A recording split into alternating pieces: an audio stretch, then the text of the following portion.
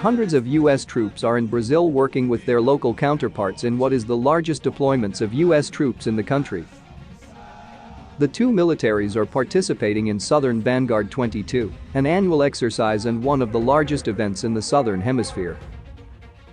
Southern Vanguard is an annual tactical and operational exercise supported by U.S. Southern Command and executed by the U.S. Army to establish and enhance readiness, security, and interoperability between the U.S. and Latin American militaries.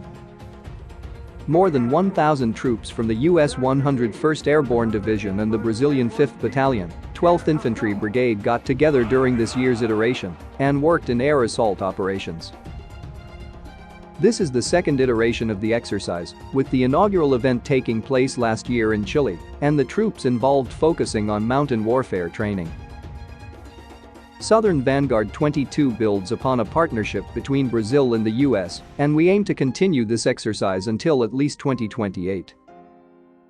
It is important that we execute this mission because in the event of a humanitarian crisis or natural disaster, we'll already have the experience working alongside the Brazilian forces, and we have that established trust and respect, Major General William L. Thigpen, the commanding general of U.S. Army South, said in a press release.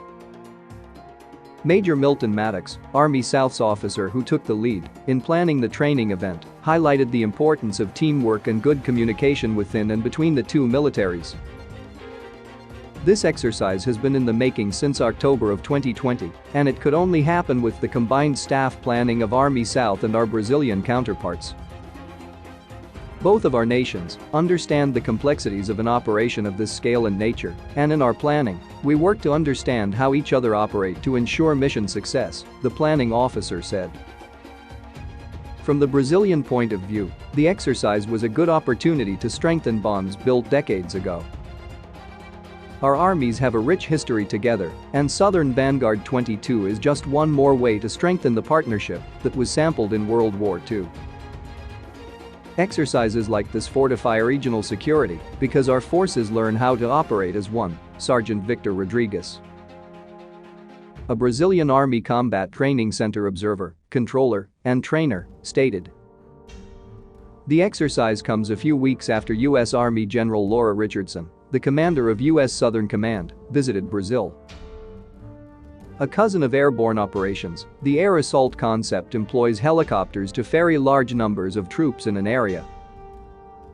Whereas airborne operations have a strategic hue, air assault operations are restricted to the range of the helicopters, limiting their strategic value.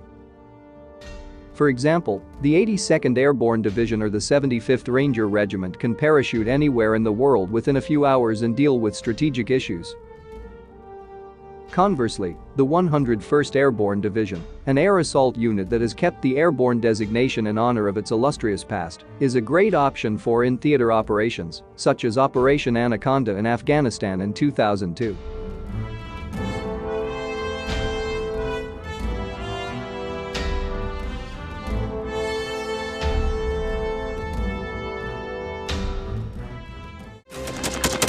Thanks for watching, and don't forget to subscribe. Also, if you want to support Warthog Defense, please become our member and get early access to new videos, exclusive members-only videos, and become administrator in comment section. The membership link is in the description. Rescues every day. We had a guy last week, it's 6 rescues in 6 days. You know, he's doing the job every day.